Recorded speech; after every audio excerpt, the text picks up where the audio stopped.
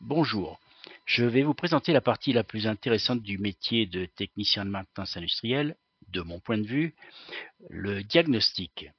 Je vous joins le QR code pour télécharger la documentation du système sur lequel nous allons effectuer un diagnostic, le Palytic. Pour aborder ce sujet, je me suis aidé d'une méthode de résolution de problème, la méthode SORA, que je détaille et j'explique dans une autre vidéo. J'ai donc décomposé cette méthode et vous pourrez retrouver les 4 parties, dont les 2 plus importantes pour un diagnostic, qui sont situer le problème et observer les causes probables. Car en maintenance, la solution est régulièrement le remplacement de l'élément défectueux et bien sûr pour l'action, il faut agir en sécurité.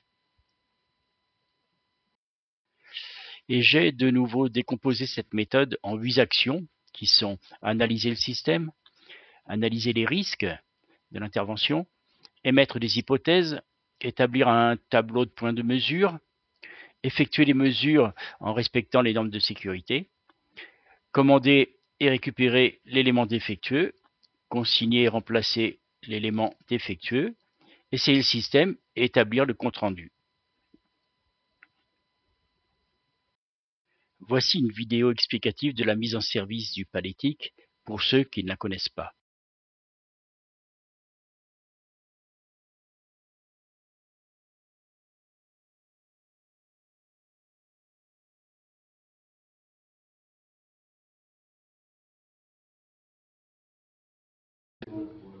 Bonjour, je m'appelle Lucas Marie, je vais vous présenter le Palytic. Suivez-moi. Donc là, pour démarrer la machine, on monte le sectionneur. Pour commencer, pour démarrer le Palytic, ça c'est une sécurité. On ferme la porte, toujours.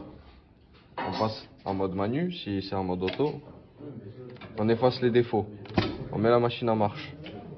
On fait une prise d'origine. Sans cette prise d'origine, on ne pourra pas faire la suite du cycle. Une fois ça fait, on se met en mode auto. On nous demande la hauteur des cartons. 150. Entrée. Là, ils vont nous demander le nombre de rangs. Donc on met le nombre de rangs. 3. Puisque nous allons faire 3 cycles. On valide. Validation cycle. En attente de carton. Quand on vient, on met les cartons ici. Voilà. On voit, le carton va arriver en butée. Le pousseur va pousser le carton.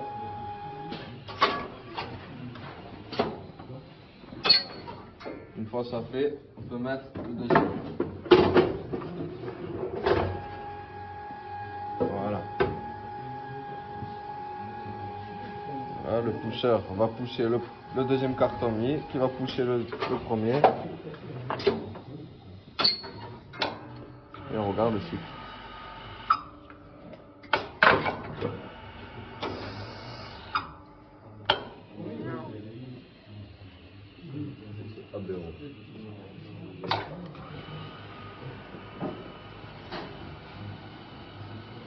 Voilà. On va s'ouvrir. Une fois les cartons posés, elle revient à sa position initiale. Donc, comme moi je me suis déjà préparé, on enfile le deuxième. Le deuxième cycle, c'est parti.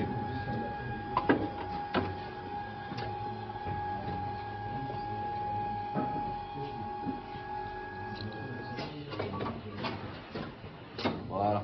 Le premier carton est mis. On peut enfiler le deuxième.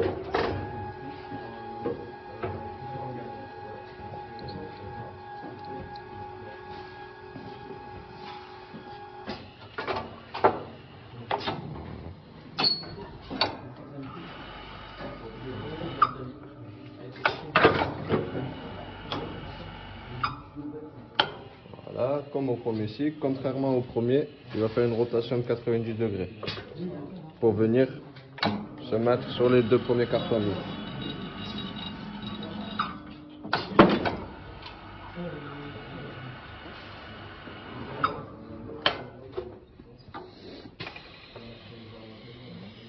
Voilà. Donc nous avons mis 3 rangs, on finit par notre 3e rangée de cartons.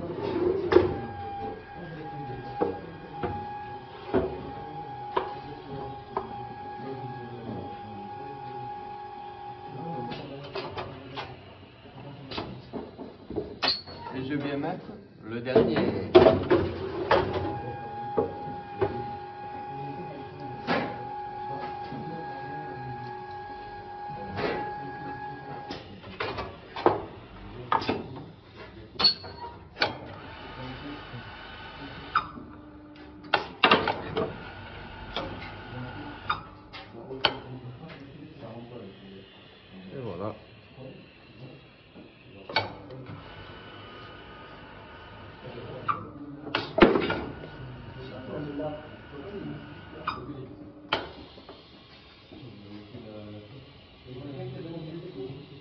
Et voilà, nous avons démarré la machine. Il fait un cycle complet. Bonne journée, au revoir. Nous allons aborder la première partie, situer le problème. L'objectif de cette étape est d'établir le constat de défaillance et de compléter la demande d'intervention. Nous allons analyser les risques liés à l'intervention, situer le problème en analysant l'état du système, en notant toutes les informations qui vont permettre de préparer l'intervention et d'établir un pré-diagnostic. Donner l'état de l'automate, LED, voyant, infopupitre, présence d'énergie. Et enfin, définir le type de défaillance. Pour le diagnostic sur lequel nous allons nous pencher, voici les principales informations notées sur la demande d'intervention. C'est un dépannage urgent sur système palétique qui est en mode automatique et s'est arrêté en cours de cycle. Le préhenseur côté des pauses à la deuxième rangée. Donc, en défaillance partielle, arrêt en cours de cycle. Voici quelques photos qui ont été ajoutées à la demande d'intervention. À l'aide de ces photos et des docs techniques, nous allons pouvoir préparer notre intervention.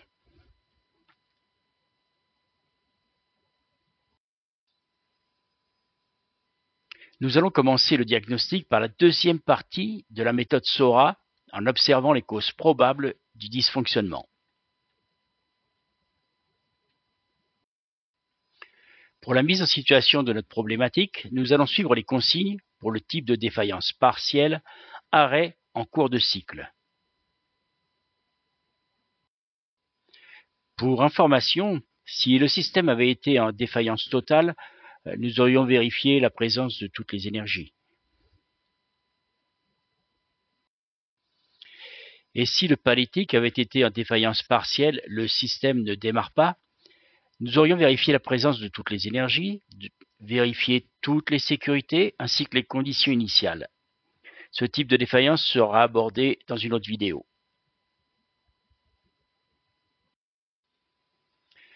Revenons à notre situation. Défaillance partielle, arrêt en cours de cycle.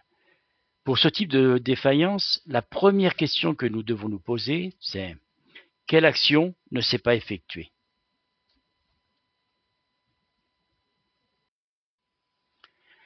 En analysant le graphe 7 et la photo du système, nous pouvons constater que l'action qui ne s'est pas effectuée est la rotation à 90 degrés. C'est l'action 31 sur le graphe 7 système.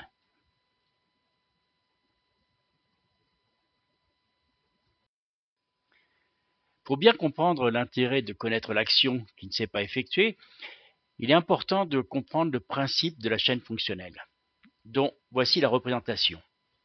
Elle est composée d'une chaîne d'action et d'une chaîne d'acquisition. Pour qu'une action se produise sur un système automatisé, il faut qu'un ordre soit donné par l'automate. Cet ordre, sous forme de tension, va permettre au préactionneur, donc le contacteur ou le distributeur, de distribuer l'énergie vers l'actionneur, moteur ou vérin, qui lui va le transformer en énergie mécanique pour que l'effecteur puisse réaliser le mouvement souhaité.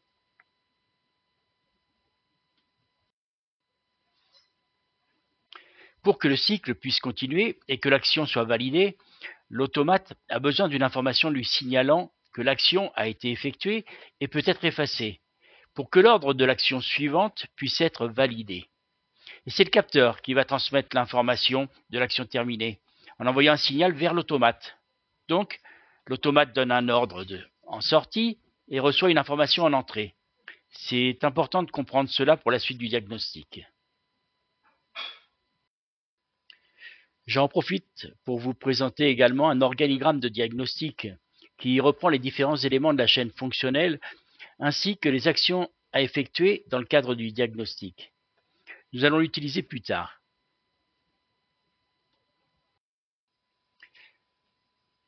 Voici donc une synthèse des éléments nécessaires pour effectuer le diagnostic.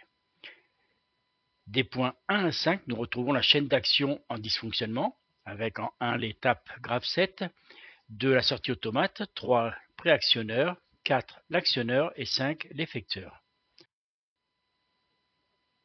Nous retrouvons également en 6 et 7 la chaîne d'acquisition de l'action précédente.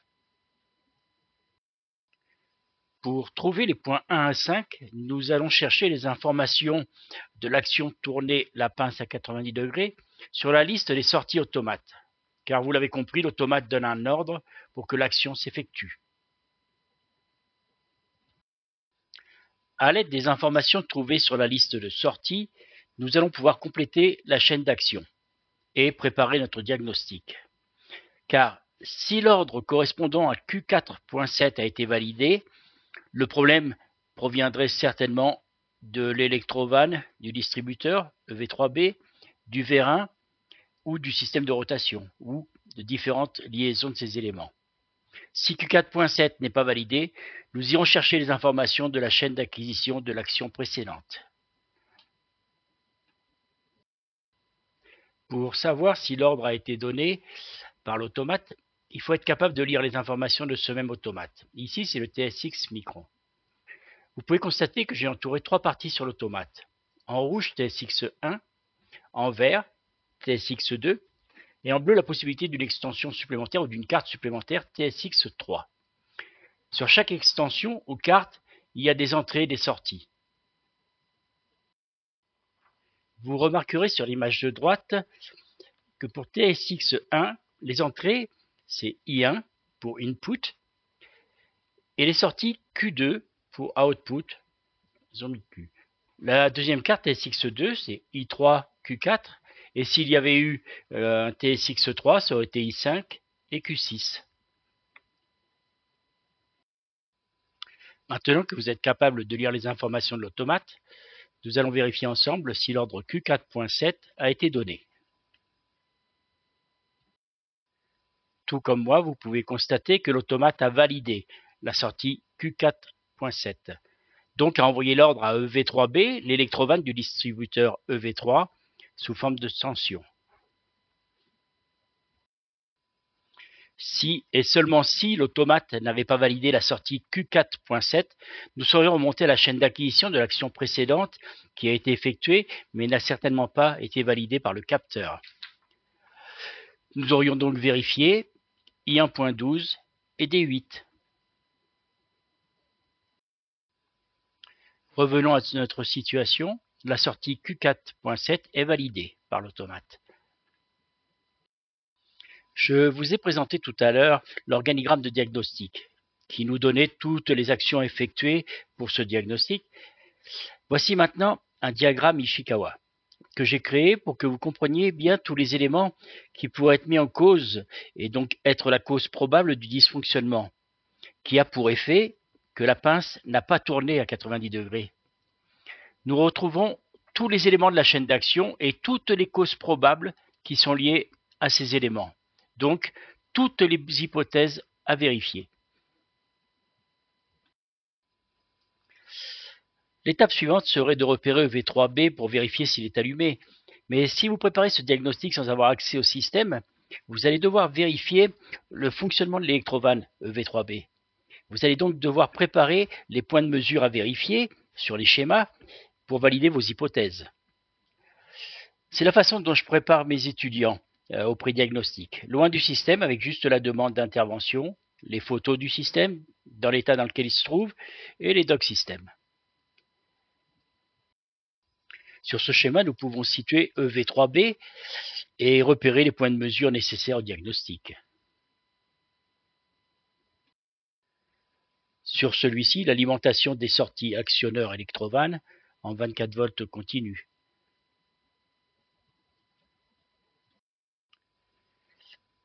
J'ai simplifié les schémas pour vous présenter les points de mesure que j'effectuerai pour vérifier le fonctionnement de EV3B. Je commencerai par V1, entre 57 et 62 de BN1 pour vérifier la présence du 24 volts continu, et en fonction de la présence ou non, je continuerai vers V2 ou V4. Dans le cas qui nous concerne, je ne devrais pas avoir besoin de vérifier V5, V6, V7, car les autres électrovannes ont fonctionné juste avant, donc la saisie plus le déplacement du préhenseur. Donc, je devrais déjà avoir le résultat, savoir si l'électrovanne EV3B fonctionne ou ne fonctionne pas, est alimenté ou n'est pas alimenté. À ce stade, nous connaissons tous les points de mesure nécessaires pour vérifier si l'électrovanne est alimenté ou pas. Nous allons pouvoir effectuer les mesures sous tension en respectant les règles de sécurité. Donc, casque avec visière, anti-déflagration, outils isolés, gants isolants, vêtements secs, chaussures de sécurité isolantes, tapis isolant, sans éléments métalliques sur soi et en balisant la zone. À ce stade, nous pouvons savoir en fonction des mesures effectuées si l'électrovanne est alimenté ou non. S'il n'est pas alimenté, nous allons trouver l'endroit de coupure à l'aide des mesures. S'il est alimenté, nous allons donc pouvoir utiliser les deux documents présentés précédemment, la procédure de diagnostic et Ishikawa, pour avancer dans le diagnostic. Donc, si la liaison automate-électrovanne est OK, nous allons vérifier hors tension, après avoir consigné le système, la résistance de la bobine de l'électrovanne. Si l'électrovanne fonctionne correctement, nous allons vérifier la pression de sortie du distributeur pour contrôler son fonctionnement. Et pour ce faire, nous allons redémarrer le système en manuel et activer la rotation, après avoir soigneusement déconnecté la sortie d'air correspondante. Si la pression est présente en sortie du distributeur, on va vérifier la liaison distributeur vérin. Donc on va aller vers le vérin et faire la même procédure pour vérifier si l'air arrive bien au niveau du vérin. On va ajouter également la vérification du RDU, le réducteur de débit unidirectionnel, qui permet de régler la vitesse d'entrée ou de sortie du vérin, voir s'il n'y a pas un problème sur le RDU, donc voir si la vis n'est pas bloquée, s'il n'est pas bouché ou s'il n'est pas défectueux. Si la liaison distributeur-vérin est OK, ainsi que le RDU, nous allons vérifier le vérin. Donc, voir s'il n'y a pas de problème d'étanchéité, donc sur les joints, et si la tige n'est pas ni flambée ni bloquée. Si le vérin fonctionne correctement, nous allons vérifier la liaison vérin-effecteur, toute la partie transmission d'énergie, qui pourrait être ou cassée, ou bloquée, ou désolidarisée. Et si tout est OK, on va vérifier le système de rotation, donc voir s'il n'est pas lui-même cassé ou bloqué. En ayant fait le tour des causes probables et trouvé l'élément défectueux, vous pouvez passer à la troisième partie, qui est de commander et réceptionner la pièce en dysfonctionnement, pour ensuite passer à la dernière partie, agir en sécurité. J'espère que cette présentation vous a plu et je vous remercie de votre écoute. Au revoir.